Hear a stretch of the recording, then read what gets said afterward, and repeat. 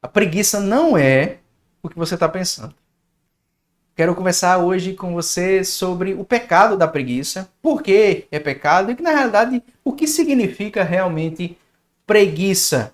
E talvez você perceba que aquilo que você faz quando você passa tempo demais simplesmente passando a tela do seu telefone e vendo redes sociais de maneira aleatória, talvez seja um exemplo do pecado da preguiça.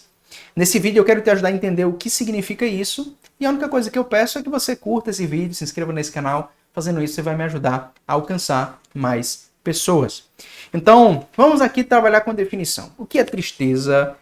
O que é preguiça? O que é assídia? Vamos tratar dessas coisas. Então, a gente pode definir o pecado da assídia, ou o pecado da preguiça, como sendo um tipo de tristeza com aquilo que é bom, embora pareça ruim para você. E esse tipo de tristeza nos impede de agir. É um tipo de tristeza que consome a nossa alma, um tipo de tédio espiritual que nos aprisiona. Então, para nós termos uma imagem correta a respeito do pecado da assídia ou da preguiça, talvez a imagem do tédio seja uma das imagens mais fortes para a gente entender aqui o que ela é. É um tédio espiritual. É uma perda de sentido, é uma tristeza, é uma falta de significado na vida, e isso nos impede de agir, ele nos paralisa. Então isso é o que é o pecado da preguiça. O pecado da preguiça começa quando eu desisto de agir, quando eu me entrego a esse tipo de tristeza ou tédio espiritual. Envolve uma recusa em aproveitar a oportunidade que nós temos de crescimento, de serviço ou de sacrifício. Um exemplo de um texto bíblico onde essa tristeza aparece, por exemplo, é 2 Coríntios 2,7. Perceba esse texto. Possivelmente esse é um dos textos que as pessoas não recordam quando estão falando do pecado da preguiça, mas é algo importante para falar dessa tristeza. 2 Coríntios 2,7 diz o seguinte: de modo que deveis, pelo contrário, perdoar-lhe e confortá-lo, para que não seja o mesmo consumido por excessiva tristeza. O apóstolo Paulo estava falando aqui de uma pessoa que estava sofrendo um tipo de sanção ou disciplina da comunidade. E Paulo diz, chegou o momento de perdoar essa pessoa. E o motivo pelo qual essa pessoa deve ser perdoada e consolada é para que ela não seja consumida por excessiva tristeza.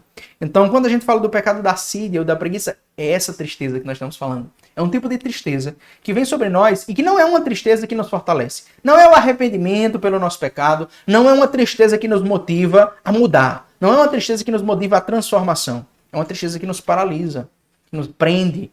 E, por isso, em muitos momentos a Escritura mostra um lado positivo para a tristeza, mas também um lado negativo para ela.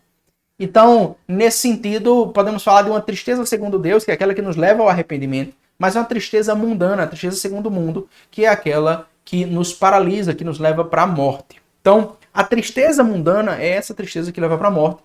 E é aí que se localiza o pecado da preguiça ou da assídia. É um tipo de tristeza que nos leva a esse tédio espiritual e ao qual nós nos entregamos. Então, é importante diferenciar aqui algumas realidades. A primeira realidade é uma realidade que nós chamamos de deserto. É um período de tempo, é um período no qual nós passamos, às vezes, dias, meses, anos de provação. E durante esse período existe uma maior aridez espiritual, uma diminuição do prazer imediato nas coisas espirituais, uma diminuição da recompensa instantânea.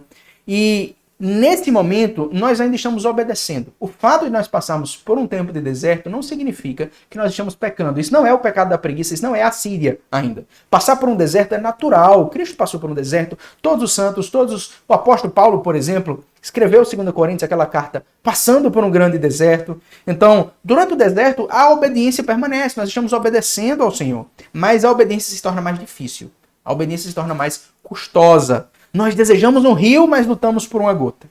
Então, as tentações nesse momento são mais explícitas, naquilo em que nós estamos fragilizados. O diabo procura lançar dúvidas e confusão espiritual ao nosso coração. Então, todo cristão passa pelo deserto em algum momento. Não resulta de um pecado específico. Não é uma punição. O deserto não é uma punição. É uma provação essencial para o nosso crescimento. Embora ele seja importante para que nós conheçamos os nossos pecados e as nossas forças. Pois o deserto nos ajuda a desnudar a nossa própria condição espiritual. E nesse sentido, o deserto nos ajuda a entender quem nós somos, a entender a nossa identidade. Pois faz com que muitas emoções que ocultam os nossos problemas sejam enfraquecidas nesse momento. Então o deserto é um momento importante. O deserto não é assídia, o deserto não é o pecado da preguiça. Mas, no segundo lugar, existe a assídia. A assídia não tem a ver principalmente com as circunstâncias ao nosso redor, mas com o nosso coração. Então, quando nós passamos por o deserto e nos entregamos ao deserto, aí é que começa o pecado da assídia. Quando nós desistimos de lutar.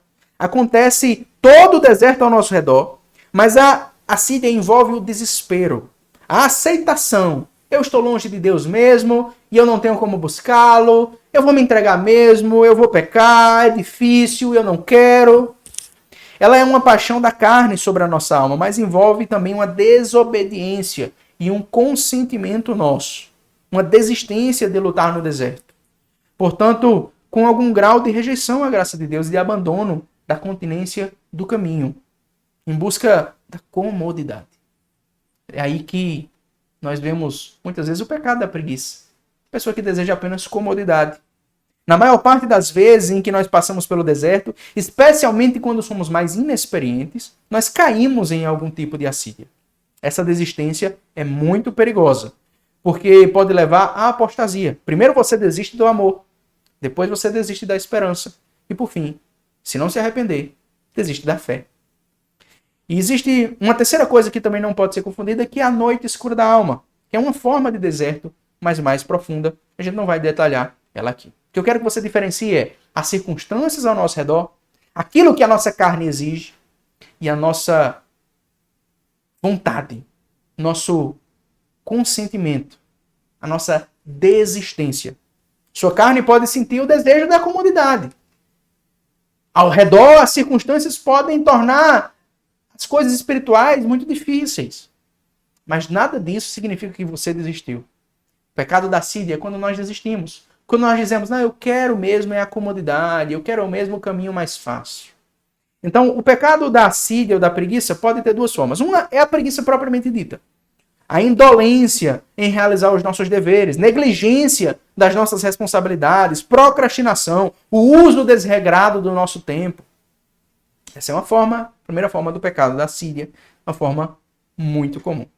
E a segunda forma é a indiferença, que está diretamente ligada a isso. A recusa em ver a injustiça ao nosso redor, falha em tratar as pessoas de maneira justa, falha em agir quando a nossa ação é necessária, falha em prover para as necessidades das pessoas que dependem de nós, desinteresse em coisas importantes, recusa em amadurecer. Pense, por exemplo, em alguém que lhe procurou, precisou da sua ajuda e você não deu a atenção necessária.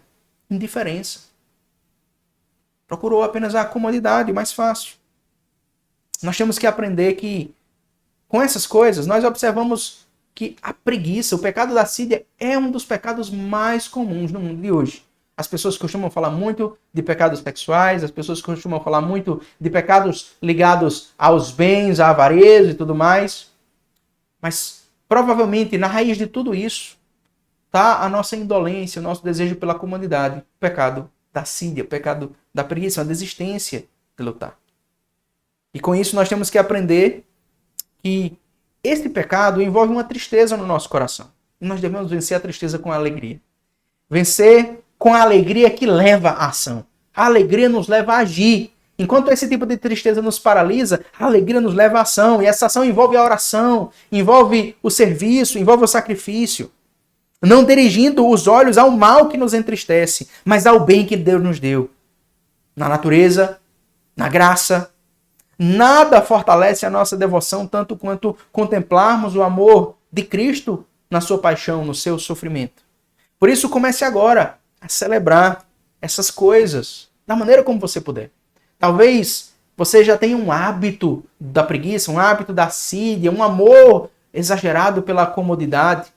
Mas você pode tomar hoje um passo. Pense qual é o passo que você é capaz de dar hoje, para que a sua vida espiritual seja fortalecida. Talvez para muitas pessoas o seu passo seja pequeno, mas ele vai fazer toda a diferença para você vencer, porque significa que você não está mais buscando apenas a comodidade, que você está buscando a Deus. A preguiça, ou assídia, é um pecado contra o amor a Deus. E por isso, praticar o amor a Deus, fazer aquelas coisas que fortalecem o nosso amor a Deus, são muito importantes para que nós vençamos esse pecado.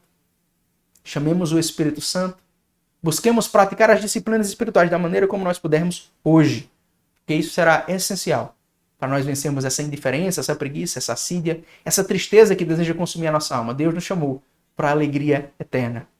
Preparemos o nosso coração hoje para vencermos a tristeza, para desfrutarmos da alegria de Deus. Que o Senhor te conceda a alegria de vencer todo o pecado. A soberba, a avareza, a luxúria, a inveja, a gula, a ira e a assídia. Que o Senhor te conceda a santidade. Em nome do Pai, do Filho e do Espírito Santo.